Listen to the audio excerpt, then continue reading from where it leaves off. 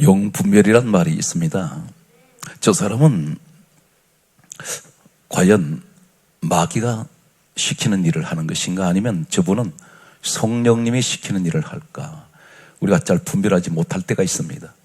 그러다 보니까 무조건 열심히 일은 하는데 하나님께서 보실 때 너 마귀짓 하는구나 하는 사람이 있고, 또 어떤 사람 보실 때는 하나님께서는 넌 참 성령의 사람이구나 이렇게 인정하는 사람들이 있습니다. 과연 어떻게 영을 분별할 수 있을까요? 오늘 여러분들 가운데 이 말씀을 잘 듣고 계시다가 내가 지금까지 이 마귀 시키는 짓을 했구나, 아니면 난 정말 성령님의 사람이었구나, 오늘 이 시간 말씀을 듣다 보면 분별이 될 것입니다. 모든 응답은, 인생의 모든 응답은 말씀 속에 있습니다. 하는 말씀을 듣다 보면 영이 분별될 수가 있습니다. 그래서 우리 기독교는 믿음의 교과서가 성경 66권입니다. 오늘 말씀을 떠나서는 아무것도 알 수가 없습니다. 여러분들이 성경 말씀 제쳐놔버리고 기도 열심히 하는 분이 계세요. 그리고 교회를 등한시하고 나 혼자 열심히 믿으면 된다고 생각하는 분들이 있습니다. 그런데 성경을 모르면 하나님이 누구신지를 모릅니다. 성경에는 하나님이 누구신지를 자세하게 소개하고 있습니다. 성경을 모르면 천지 창조가 어떻게 되었는지를 알 수가 없습니다. 성경에는 천지 창조 역사가 자세하게 기록이 되어 있습니다. 내가 어디서 와서 어디로 가는지도 모릅니다. 또 성경을 모르면 죄가 무엇인지도 모릅니다. 예수님이 누구신지도 모릅니다. 천국이 있는지 지옥이 있는지도 모릅니다. 마귀가 있는지 천사가 있는지도 모릅니다. 그래서 모든 천국에 가는 길은 반드시 성경 말씀을 통해서 가야 합니다. 세균을 보는 사람은 반드시 현미경을 통해서 세균을 보아야 됩니다. 우리 일반 눈으로는 보이지 않습니다.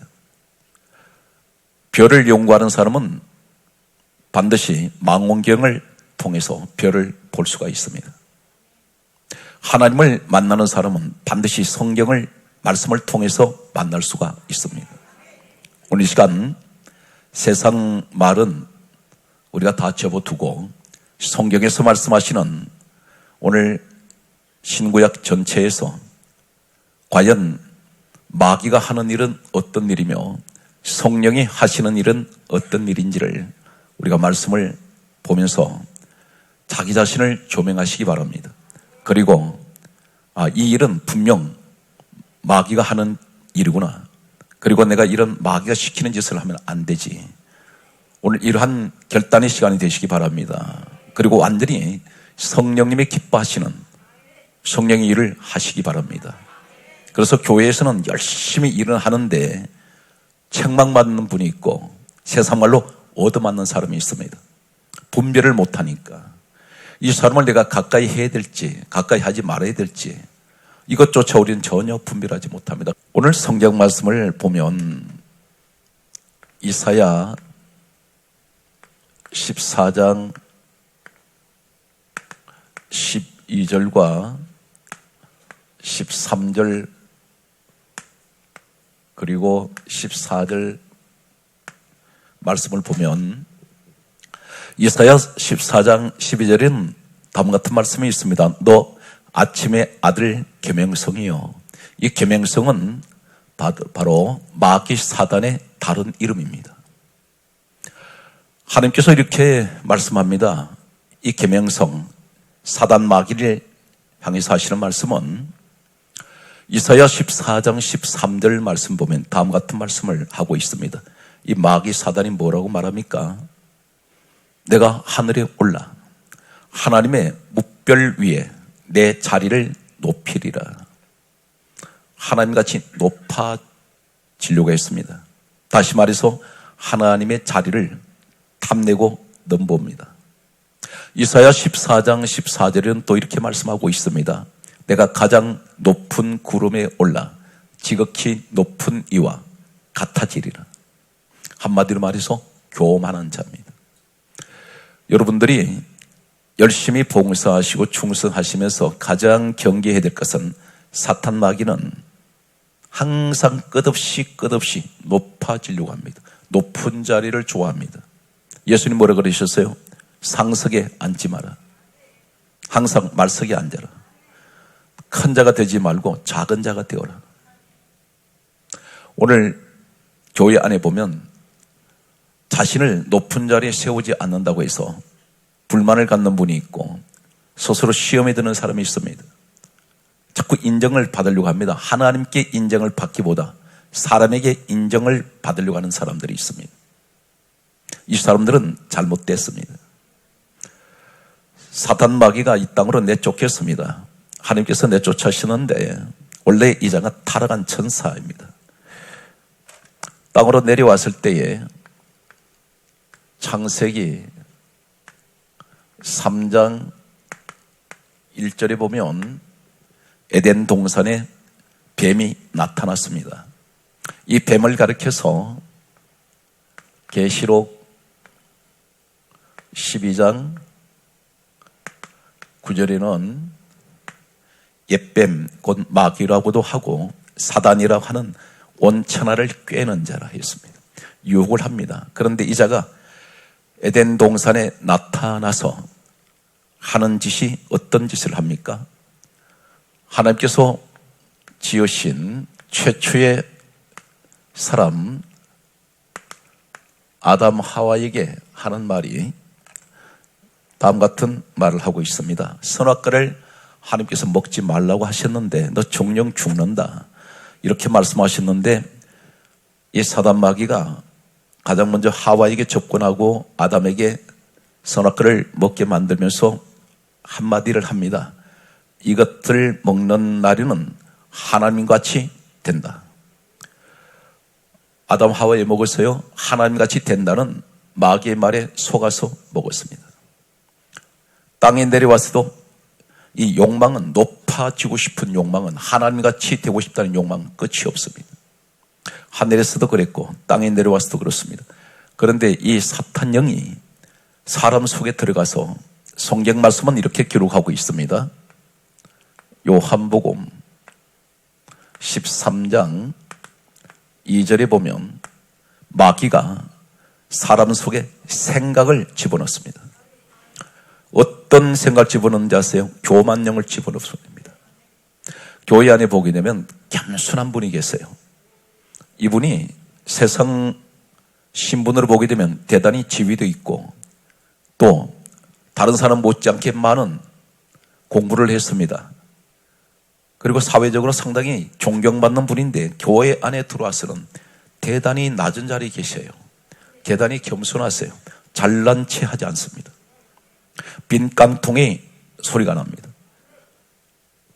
가득 채워진 깡통 속에는 소리가 나질 않아요. 곡식은 익을수록 땅으로 자꾸 수그러져요. 그런데 쭉정일 때 고개를 쳐듭니다. 신앙생활의 껍데기니까 자꾸 쳐들어요. 그런데 오늘 신앙이 성숙한 사람은 자꾸만 수그러집니다. 이것이 바로 겸손을 말하고 있습니다. 성경 말씀을 계속해서 보면 이 악한 영, 마귀 영이 하는 일이 또 한 가지를 어떤 일을 하고 있습니까? 창세기 4장 8절 말씀을 보면 아담 하와에게 접근했던 이 원수 마귀가 이번에는 그 아들 아담 하와의 몸을 통해서는 쳐다드린 가인에게 이 악한 영이 들어갑니다. 생각을 집어넣습니다. 분명히 말씀드렸습니다. 요한복음 13장 2절에 마귀는 사람 속에 생각을 넣습니다. 이것이 내 생각인 줄 알았어요. 논리적으로, 이성적으로, 체계적으로 아무리 생각해도 나는 냉철하게 생각해도 내 생각인 것 같았는데 그 배후에 생각을 조종하는 자가 마귀가 조종하고 있다는 것입니다. 어떤 일을 조종할까요? 하나님을 대적하려고 합니다. 하나님을 대듭니다. 그리고 자꾸만 높아지고 싶어요. 끝없이 높아지고 싶은 명예욕, 이 탐심의 욕. 그런데 창세기 4장 8절에는 가인 속에 들어갔던 이 원수 마귀가 그 아우 아벨을 죽입니다. 과연 사단 마귀가 이 짓을 시켰을까요? 성경의 근거를 소개합니다. 요한복음 8장 44절에 보게 되면 예수님이 친히 말씀하셨습니다. 마귀가 하는 짓은 어떤 짓을 하냐면 그는 거짓말쟁이요 거짓의 아비인데 처음부터 살인한 자요. 인류 역사에서 최초의 살인자가 누구입니까? 가인입니다. 그런데 예수님이 말씀하시기를 마귀가 최초의 살인자라는 것입니다. 바로 무슨 말씀합니까? 이 가인은 마귀에게 조종당했다는 것입니다. 성경은 좀 더 구체적으로 또 이렇게 말씀하고 있습니다. 요한일서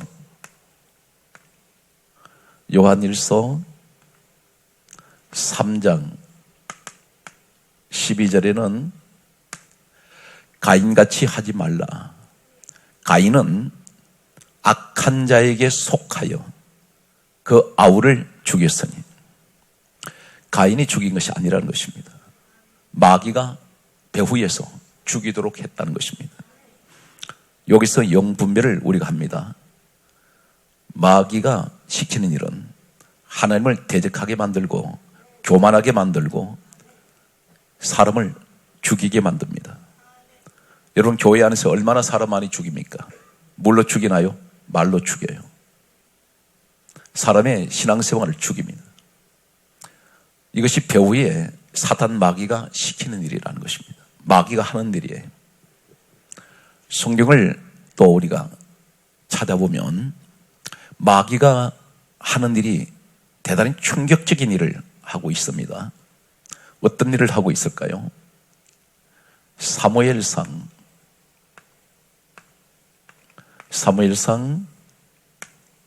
16장 14절 말씀과 사무엘상 31장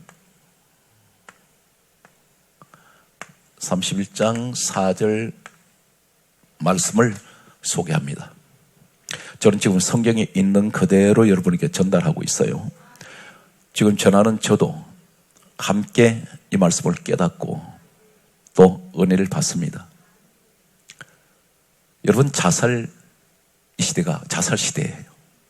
많은 사람이 스스로 목숨 많이 끊고 있습니다. 목숨은 하나밖에 없는데 스스로 자기 목숨을 끊어버립니다. 성경에서 말씀하는 자살은 어떤 것일까요? 그 배후에 마귀가 있다는 것입니다. 사람을 죽입니다. 사무엘상 16장 14절 보면 세상에 부러울 것이 하나도 없는 이스라엘 초대왕 사울왕이 있습니다. 이 사람은 왕입니다. 그 당시는 왕은 절대 권력자입니다. 왕의 입에서 나오는 말 한마디가 곧 법입니다. 마음대로 나라 운명을 좌지우지할 수 있는 사람이 이 사울왕에게 있습니다. 그런데 세상 것을 다 가지고 누리고 사는데도 악령이 잡으니까 어떻게 됩니까? 사무엘상 31장 4절에 스스로 자신의 칼을 가지고 자살해버립니다. 그런데 성경은 배후에 누가 있다고 그럽니까? 악령이 사울왕에게 들어갈 때, 여기서 우리가 신앙생활 뿐만 아니고 인생을 살다 보면 죽고 싶다는 생각을 할 때가 있습니다. 너무 극단적인 환경에 몰릴 때, 정신적으로 너무 지옥 같은 그런 환경에 접할 때, 또 세상 환경이 살아가기 한 너무나 힘들다고 생각할 때 죽고 싶다는 생각을 갖습니다. 그 순간에 누가 뒤에서 조종하는지 아십니까? 마귀가 생을 집어넣을 수 있습니다. 강조했습니다.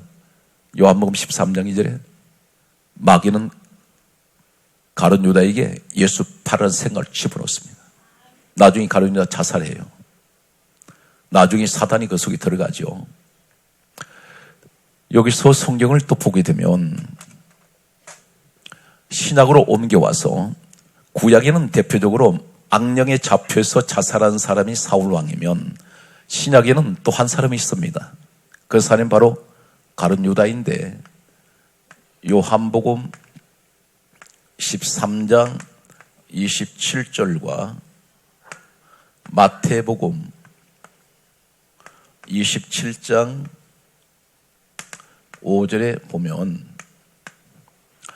가룟 유다한테 마귀가 예수 팔으라는 생각을 넣고 그 생각을 가지고 있었더니 27절, 요한복음 13장 27절에 성경 강조합니다. 사단이 즉시 그 속에 들어가 버립니다. 여기 순서가 있어요. 자살한 사람이 갑자기 자살하지 않습니다. 생각을 통해서 자살하게 돼요. 자꾸 죽고 싶다 이 생각을 가질 때에 마귀가 그것을 알아요. 근데 마귀가 생각을 넣고 그 다음에 사단이 들어갑니다. 지금 우리에게 무엇을 말씀합니까? 내게 이러한 부정적인 생각이 들어올 때 바로 엎드려서 우리 기도해야 됩니다. 주여, 이러한 악한 영들이 틈타지 못하도록 하나님 내 생각 속에서 떠나가게 하여 주시옵소서. 예수 그리스도 이름의 권세 앞에 귀신은 도망가 버립니다. 오늘 여러분들 가운데 이것이 다 지금까지의 내용을 보면 누가 하는 행동이냐면 마귀가 배후에서 그렇게 하도록 만들고 있다는 것입니다. 이것이 다 부정적입니다. 사단 마귀는 한 가지 특징이, 우리 예수님은 한 영혼을 천하보다 귀하게 여기시는데 마귀는 사람의 생명을 헌신짝처럼 마치 길거리 돌멩이처럼 그렇게 취급합니다. 극단적인 대조를 이루고 있습니다. 성경 말씀을 계속해서 가면 또 성경은 이렇게 강조하고 있습니다. 마가복음 5장 5절에 보게 되면 군대 귀신 들린 사람이 예수님을 보고 달려와 엎드려 절했습니다. 그런데 예수님께서 물으십니다. 너 이름 무엇이냐? 물으셨더니 군대입니다. 그래요.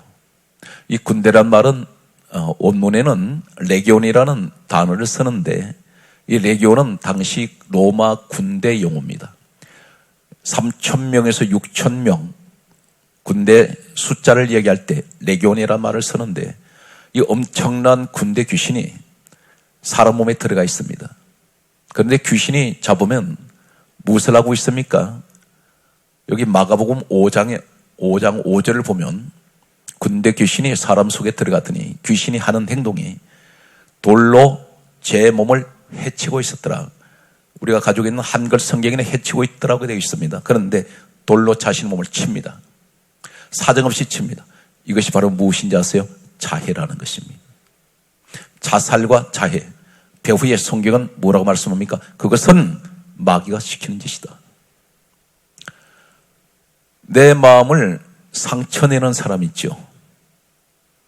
지나간 세월 속에 살아오다 보니까 사람은 누구나 다 인생에 발자국이 남았습니다. 그것이 어떤 발자국이든 과거라는 발자국이 있습니다. 그런데 그 과거라는 발자국을 돌아보았더니 아픔이 있어요. 상처가 있어요.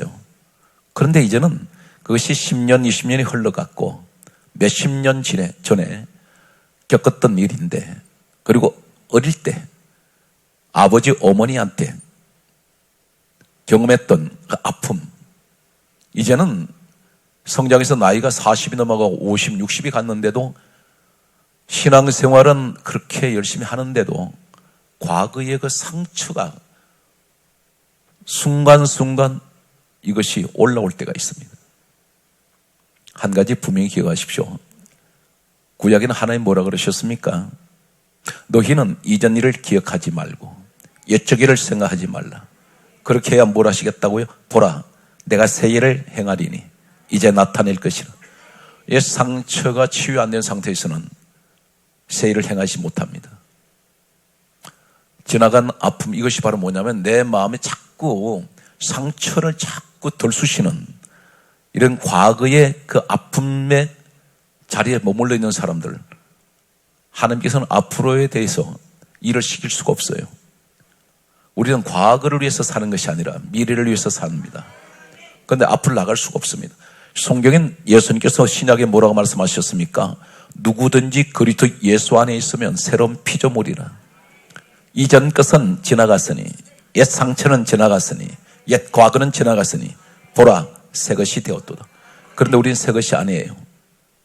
분명히 예수 그리스도 안에 있는 사람은 모든 것이 다 지나간 세월 속에 묻혀야 되는데, 기억이 나지 말아야 되는데, 근데 그것이 늘 안고 있다는 것입니다. 이것이 누가 하는 짓인지 아세요? 마귀 사단이 자꾸만 내 마음속에 상처를 내고 있다는 것입니다. 성경은 뭐라고 말씀하셨습니까? 데살로니가전서 5장 16절에서 17, 18절에 뭐라고 말씀하셨습니까? 항상 기뻐하라. 쉬지 말고 기도하라. 범사에 감사하라. 이는 그리스도 예수 안에서 너희를 향하신 하나님의 뜻이라 그랬지 않습니까? 그런데 우리는 감사하지 않아요. 왜 그러냐면 자꾸 슬픔으로 괴로움 가운데 있습니다. 빌립보서 4장 6절은 이렇게 말씀합니다. 우리가 기도는 하는데 어떤 기도를 하고 있나요? 아무것도 염려하지 말고 오직 기도와 간구로 너희 구할 것을 감사함으로 하나님께 아뢰라. 그리하면 모든 지각이 뛰어나신 그리스도의 평강이 너희 마음과 생각을 지켜주신다 했는데 여기 뭐라고 말씀합니까? 아무것도 염려하지 말라고 말씀하시면서 기도할 때, 간구할 때 어떻게 기도하라고요? 감사함으로. 그런데 우리는 그렇지가 못하다는 것입니다. 상처를 안고 기도한다는 것입니다. 늘 불평하면서 원망하면서 걱정하면서. 그런데 여기 염려란 말은 따라서요. 메림나오, 헬라의 메림나오, 이 말은 갈라졌다, 찢어졌다, 쪼개졌다, 부서졌다 뜻입니다. 무슨 말이냐면 너 관계 내 관계 찢어졌어. 왜 그런지 아세요? 믿고 구하는 자는 반드시 받은 줄로 믿으리라 하셨죠. 야고보서 1장 5절 이하에 뭐라고 말씀하셨습니까? 기도할 때에 오직 믿음으로 구하고. 그 믿음이 누구입니까? 히브리서 12장 2절에 믿음의 주요 온전케 하시는 예수를 바라보자. 주님을 바라보는 것이 믿음이에요. 그런데 염려를 잔뜩 끌어안고 있습니다. 하나님 말씀하기를 너 관계 나오게 너 나 지금 무시하는 거냐? 내가 전능한 하나님이라고 믿는다면 그들은 네가 구한 대로 내가 이루어준다 했지 않느냐. 그런데 그 마음속에 염려를 잔뜩 가지고 있으면서 기도할 때도 하나님 앞에 그렇게 기도하더니 일어나서 돌아서면서도 그 염려는 그대로 가지고 간다는 것입니다. 이 사실에 관해서 야고보서 1장 5절 이하에 하시는 말씀이 오직 믿음으로 구하고 따라서 조금도 의심하지 말라. 의심하기 때문에 응답이 안 되는 거예요. 의심하지 말라 그렇게 말씀합니다. 오늘 성경 말씀은 계속해서 우리에게 강조하고 있습니다. 이 의심하는 마음을 가지면 바람에 밀려 요동하는 바닷물길 같아가지고 아무것도 죽게 얻기를 생각하지 말라 그러셨어요. 오늘 시간 무엇을 구하시든지 오늘 기도하신 대로 나는 반드시 하나님 이루어 주실 것이다. 그러면 하나님께서는 성경 강조합니다. 바로 때는 어느 때에 맞춰야 되냐면 아버지 권한이 있어요. 그래서 이른 비와 늦은 비가 내리듯이 바로 응답되는 기도가 있고 응답이 늦어지는 기도가 있습니다. 그러나 반드시 믿음으로 구한 사람은 이루어집니다. 이것이 우리 믿음이에요. 하나님이 우리에게 주신 최고의 특권, 최고의 큰 무기가 뭐냐? 기도라는 것입니다. 기도는 가공할 능력이 있어요. 모세가 기도할 때 홍해 바다를 갈라내신 하나님, 여리고성을 돌 때에 이스라엘 백성들이 외쳐 부르짖을 때에 소리칠 때에 부르짖는 기도나 마찬가지입니다. 여리고성 무너뜨려 버립니다. 이해가 되세요? 오늘 여러분 소경 바디메오가 앞이 보이지 않을 때에 소리 지릅니다. 주 다윗의 자손이여 나를 불쌍히 여기소서. 기도입니다. 그때 주님 발걸음 멈추세요. 그리고 너 소원이 무엇이냐? 보기를 원합니다. 내 소원대로 될지어다. 여러분 이것이 바로 뭐냐면 우리 기도가 돼야 돼. 오늘 이 기도 결코 여러분 그 기도 줄로 오면 안 돼요. 그리고 무엇을 구했든지 반드시 나는 이루어진다.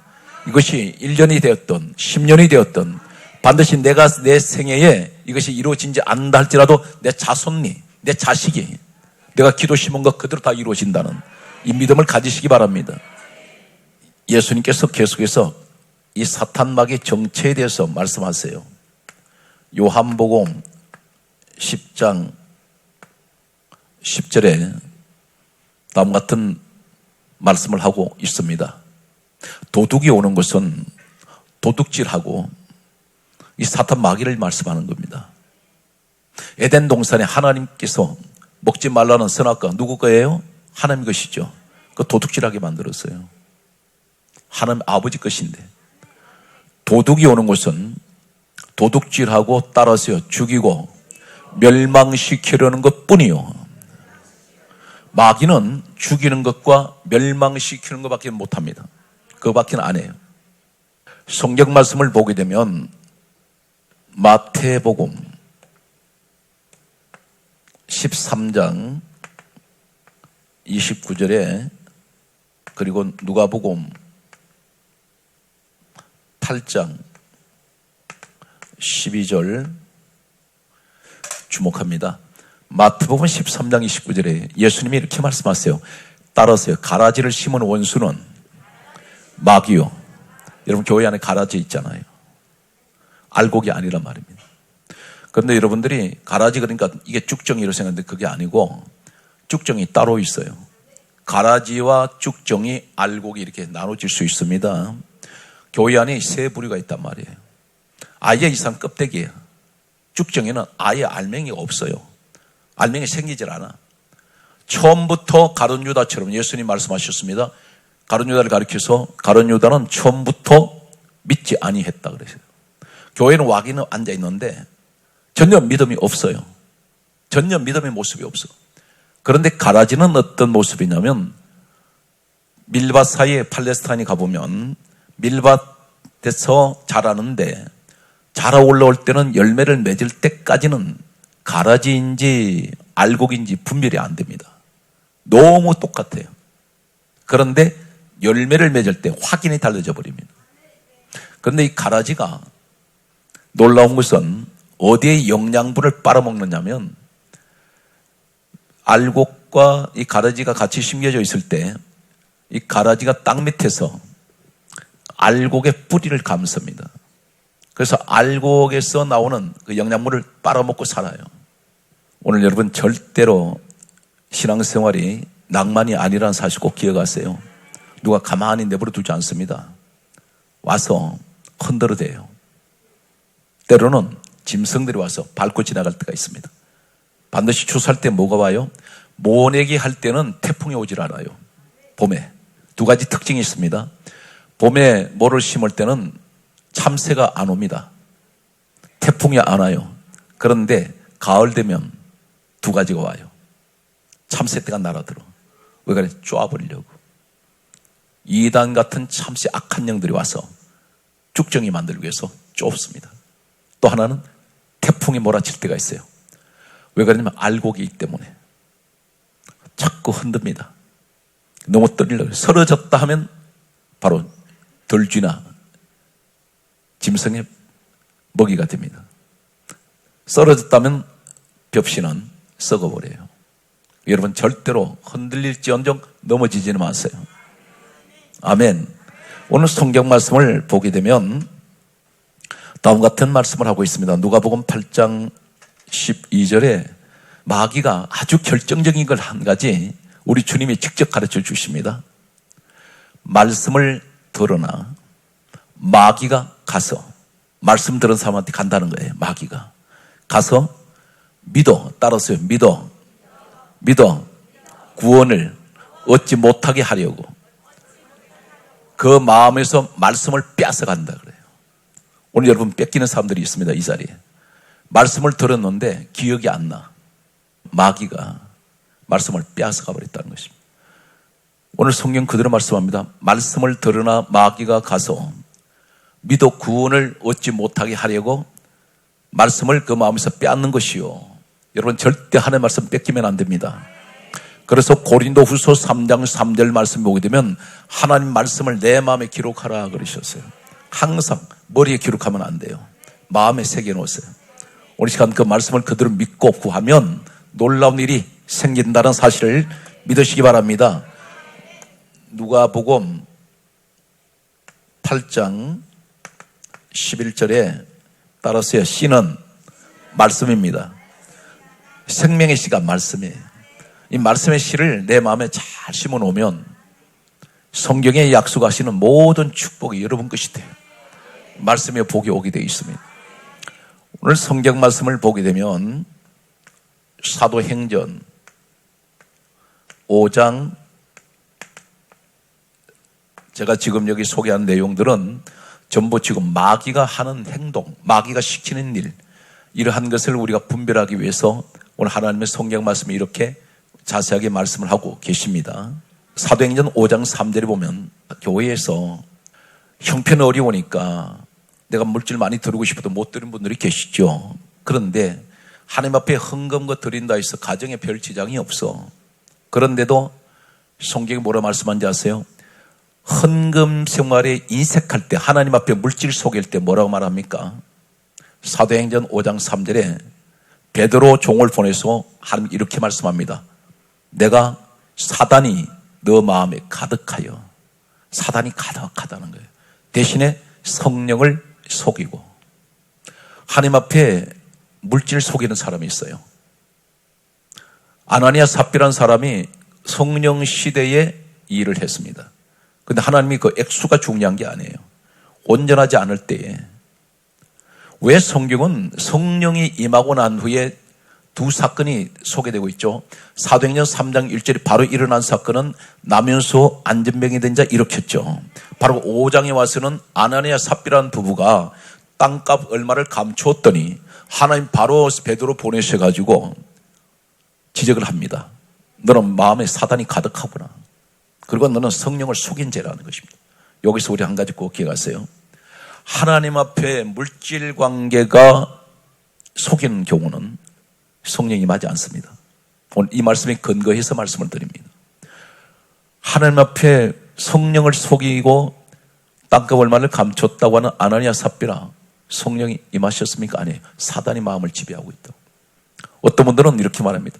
하나님 앞에 아주 물질관계에 인색하면서 성령 받았다고 펄펄 뛰는 사람이 있어. 거짓말하지 마세요.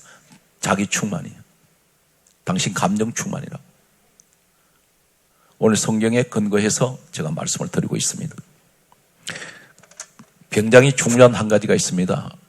이것이 한국교회 지금 가장 큰 위기이고 또 이 사회의 큰 엄청난 위기라고 할 수 있는데, 요한계시록 12장 9절에서 10절에 보면 지금 이러한 사람이 여러분 집안에도 있고 여러분 교회 안에도 있고 이 사회 전반에 뿌리 깊이 박혀 있습니다.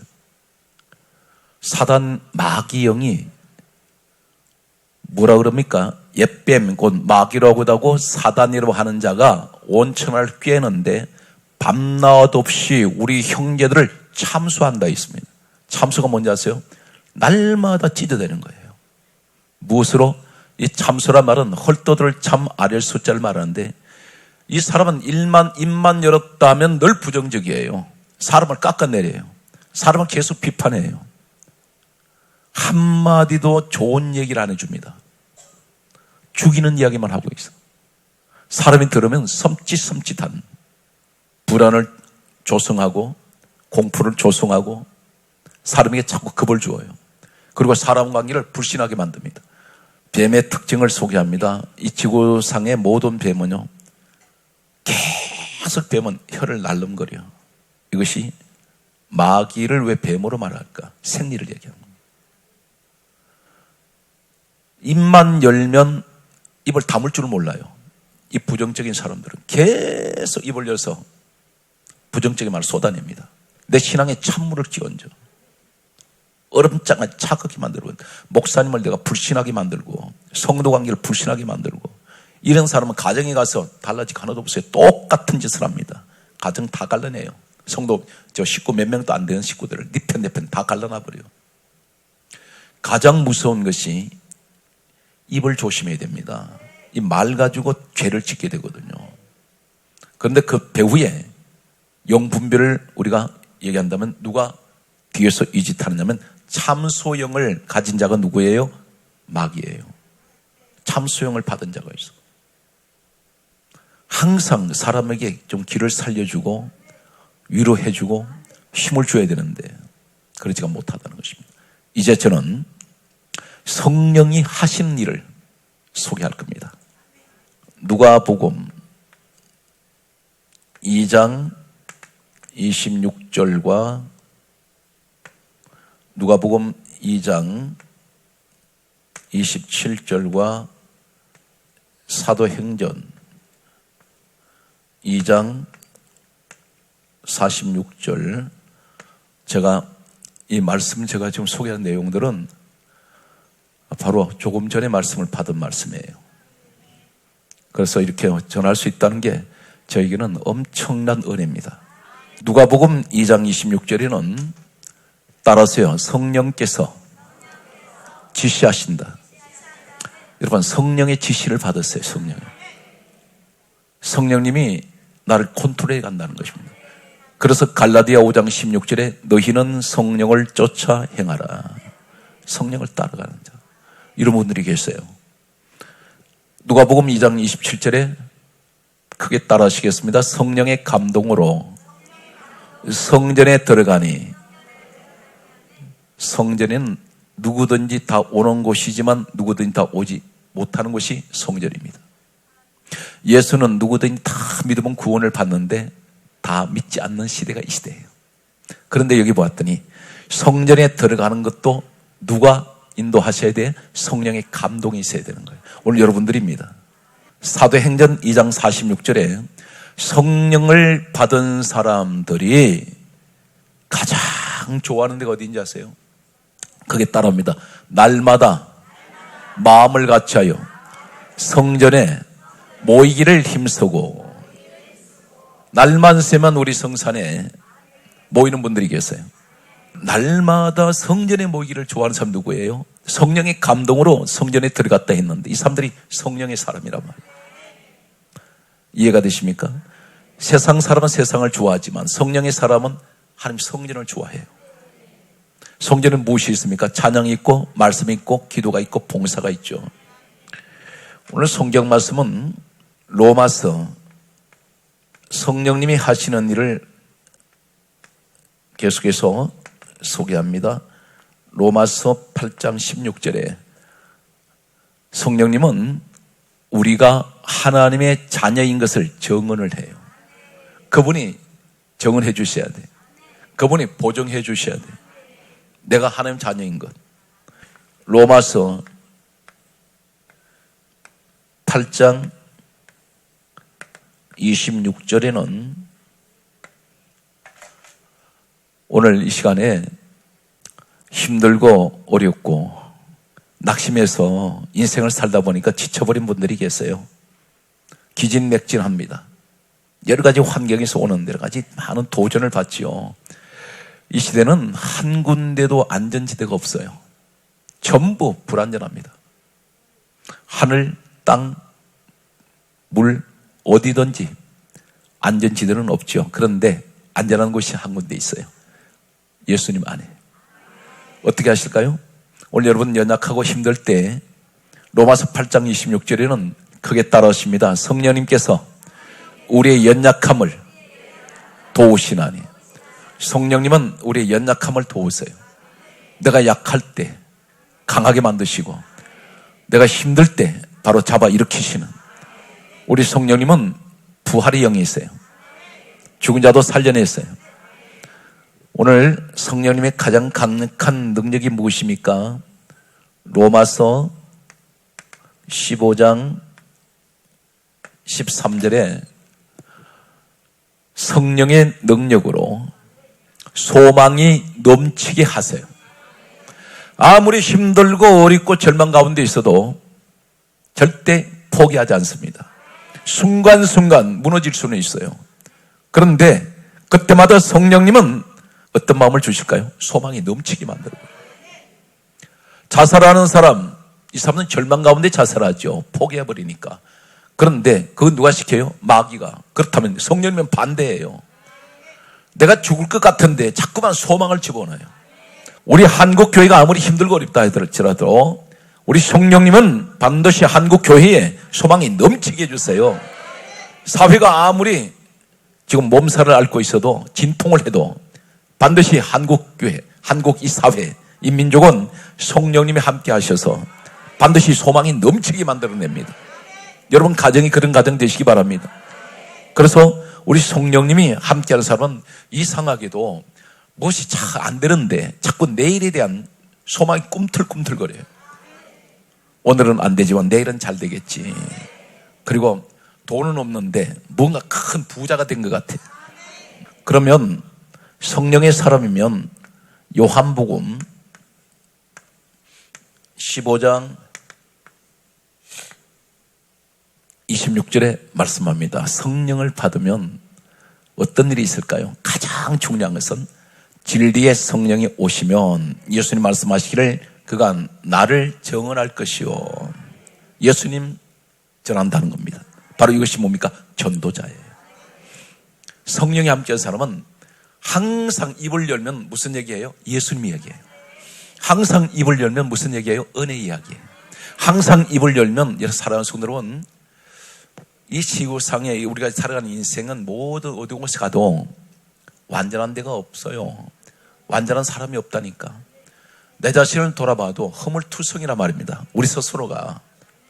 그런데 교회 안에 들어보면 문제점도 있겠죠. 그러나 좋은 점도 있어요. 교회 모든 분위기를 보면 좋은 걸 얘기를 하세요. 사람을 볼 때 자꾸만 허물을 보지 말고 저분한테 무엇인가는 좋은 것이 있단 말입니다. 그 좋은 점을 찾고 장점을 찾으시라고. 이 눈이 긍정적인 눈이에요. 그러면 모든 게 다 그렇게 보이게 됩니다. 이 눈이 건강한 눈이에요. 병든 눈이 자꾸 허물만 보여. 마음이 병들었으니까 자꾸 비판하는 소리만 해. 내 마음이 건강하고 여유가 있으면요, 절대 남 비판하지 않습니다. 말을 들어보면 그 사람이 건강을 알 수가 있어요. 정신적인 건강미. 아, 저분 대단히 건강하구나. 그런 분은 자꾸 사람들이 붙어요. 그런데 보세요. 남을 계속 지적하고 비판하면 사람이 안 붙어버려요. 여러분 가정에 가족도 안 붙어요. 항상 우리 입이 은혜로운 입이 되시기 바랍니다. 예수님 마지막 떠나실 때에 부탁하시는 말씀이 있죠. 따라서 성령을 받으면 내 정인 되어라. 성령이 함께하는 사람은 어느 곳에 가든지 은혜의 이야기, 사랑의 이야기, 감사의 이야기. 그래서 오늘 성령을 받으면 말씀을 마지막으로 정리하고 이제 마치겠습니다. 고린도 전서 12장 7절 이하에, 그리고 갈라디아 5장 22절에서 23절. 성령이 임하시면 은사 9가지가 공식적으로 성경에 기록된 대로 은사가 주어지고, 성령이 임하시면 성령의 열매, 성경에 기록된 9가지가 내게 주어집니다. 합해서 성령 한 분이 함께 하시면 9가지 은사, 9가지 성령의 열매가 있어요. 오늘 여러분 가운데 고린도전서 12장 7절 이하에 보게 되면 성령님이 각 사람에게 나눠주신다 그랬어요. 그것이 바로 은사예요. 지혜의 말씀을 받기 원하십니까? 말씀이, 하나님의 말씀이 지혜예요. 지혜의 말씀, 지식의 말씀, 그리고 이 성령의 은사가 가운데 세 번째가 믿음이에요. 여러분 굉장한 믿음의 은사를 받으셔야 돼요. 그리고 병 고치는 은사, 능력 행함, 예언, 영분별, 방언, 통력. 오늘 9가지 은사, 오늘 여러분 사모하는 여러분들에게 우리 성령님은 은사를 주실 것입니다. 갈라디아 5장 22절 이하의 말씀 보면 9가지 성령의 열매가 있죠. 가장 첫 번째가 어떤 열매? 사랑인데, 묻겠습니다. 이 사랑이 아가페예요, 필레오예요, 아니면 서투르게예요? 아가페는 어떤 사랑입니까? 바로 주님의 십자가 사랑입니다. 여러분 그런 사랑을 하셔야 돼요. 성령이 임하시면 내가 양보할 줄도 알고, 내가 줘줄 줄도 알고, 그리고 헌신적인 거예요. 무조건 희생적인 거예요.